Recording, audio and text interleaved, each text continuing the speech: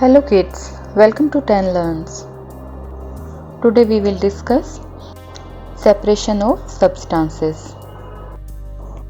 There are many instances when we notice a substance being separated from a mixture of materials. The practice of separation of substance is usually required to remove or separate the required substance from their mixture. Separation of tea leaves with a strainer, butter is taken out by churning milk or curd. Hand picking of stones from grains are few examples of separation of substances that we have seen in our daily life. So in this chapter we will learn about the methods of separation. Some of the methods of separation of different substances are hand picking, threshing, winnowing, sieving, sedimentation and decantation, filtration, evaporation, condensation and churning. Hand picking can be used for separating slightly larger sized impurities like pieces of dirt, stone or husk from wheat, rice or pulses. The quantity of such impurities are usually quite less, therefore hand picking is a convenient method of separation of substance. We generally use this method in our kitchen. Threshing. Threshing is the process of loosening of the edible part of cereal grain or other crops from the scaly inedible chaff that surrounds it. In this process, the grain of the wheat or paddy are beaten to separate from the stem or stalk and from the chaff that covers the grain. Threshing can be done manually or with the help of kettles or with the help of machines called combine harvesters. Nowadays, most of the farmers use machines for this process. A combine harvester reaps, threshes and also cleans the crop in one operation. The third method is winnowing. Winnowing is the method in which the heavier components of the mixture are separated from the lighter substance with the help of wind or blowing air. This method is used for separating grains from the husk after the process of threshing. In this process, the mixture of wheat and husk are dropped from a height. After that, the husk is carried by the wind and forms a heap at some distance away. The husk, being lighter, is carried away by the wind and forms a different heap. The heavier particles, that is the grains, forms a separate heap and as it falls vertically downwards. It can also be used to remove pests from the stored grains. This is the picture showing the process of winnowing. The lighter particles are carried away by the wind. The wind can be natural or we can provide it artificially with the help of fans or table fan. Next method is sieving. Sieving is a simple technique for separation of particles of different sizes. A sieve that is used for shifting flour has very small holes. Depending upon the type of particles to be separated, sieve with different types of holes are used. Sieves are also used to separate stones from sand or separate dust from cereals and pulses, or it can be used to separate smaller size insects from cereals and pulses. Next method is sedimentation and decantation. Sedimentation is the separation process in which solids are separated from the liquids. All the solids settle down at the bottom of the container and on the top a clear layer of liquid is obtained.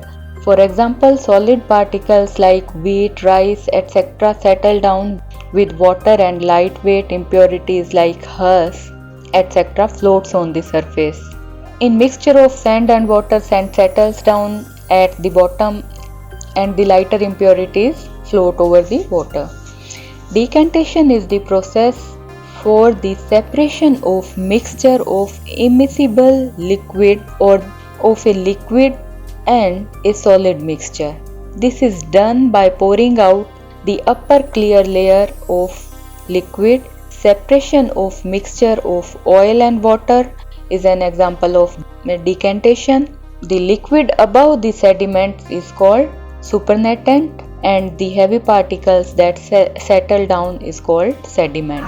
As you can see in the picture, in a mixture of sand and water, sand settles down at the bottom of the beaker and clear water is at the above level. And after some time, when the sand almost settles down, you can separate the clear water in another container.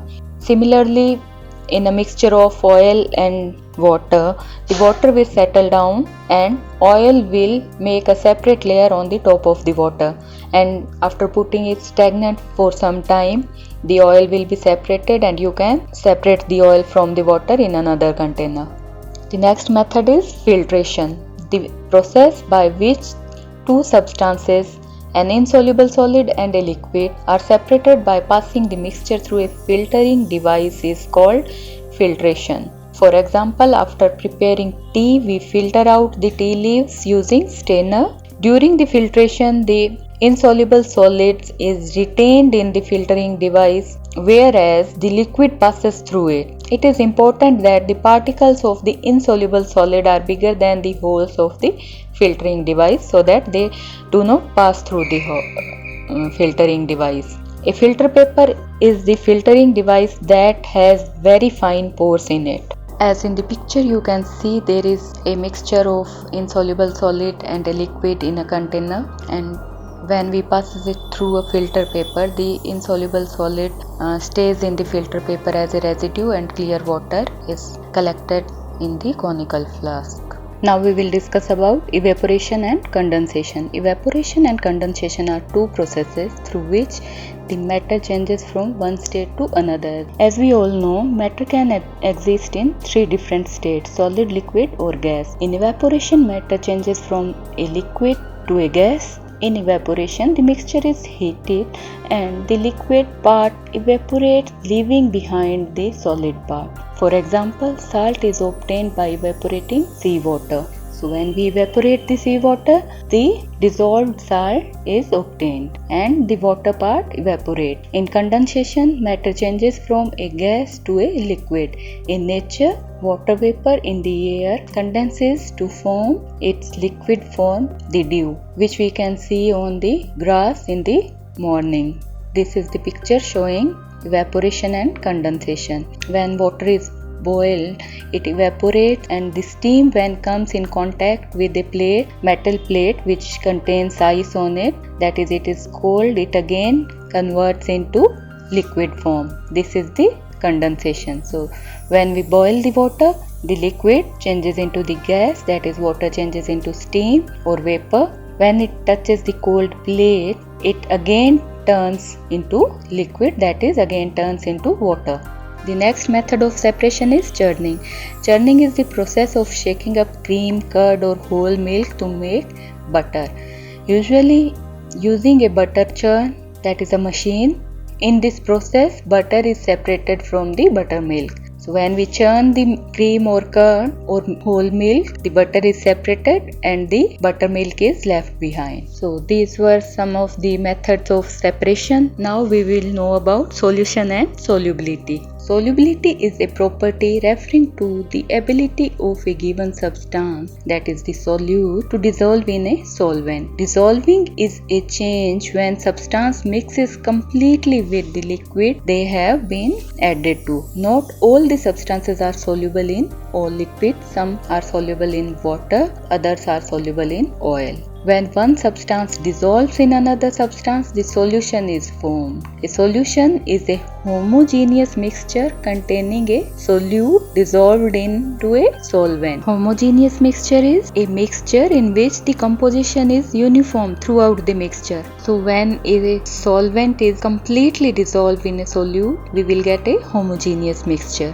The solute is the substance that is being dissolved while the solvent is the dissolving medium. And the mixture of both the substance when it is completely dissolved is called solution. It is measured in terms of maximum amount of solute dissolved in a solvent at equilibrium. The resulting solution is called standard solution. That is, a standard solution is the solution in which no more solute can be dissolved. Now we will study about the factors that affect solubility. Solubility is the maximum amount of substance that will dissolve in the given amount of solvent at a specific temperature. There are two direct factors that affect the solubility, that are the temperature and the pressure. Temperature affects the solubility of both solids and gases, but pressure only affects the solubility of gases. Temperature. In case of temperature, solubility increases with increase in temperature. Stirring will also increase the solubility. When a solution is stirred, the solute dissolves faster. That is, this stirring will increase the rate of solubility. Or when we use the solute in powdered form, it will also dissolve faster. You can even check this by taking 2 glasses of water and you can dissolve a tablespoon of sugar, normal sugar crystallized, in one glass, and in another glass you can add powdered sugar, and you will see that the powdered sugar will dissolve faster. Similarly, when you add a tablespoon of sugar or salt in 2 glasses of water and stir one solution and you will not stir the another solution, you will observe that the solution in which you were stirring will get dissolved faster. So this was all about solution and solubility. Here we complete the chapter. In our next video we will discuss about the book exercise and the question answers of the chapter. Till then, take care, stay safe, see you soon in the next video. Thank you.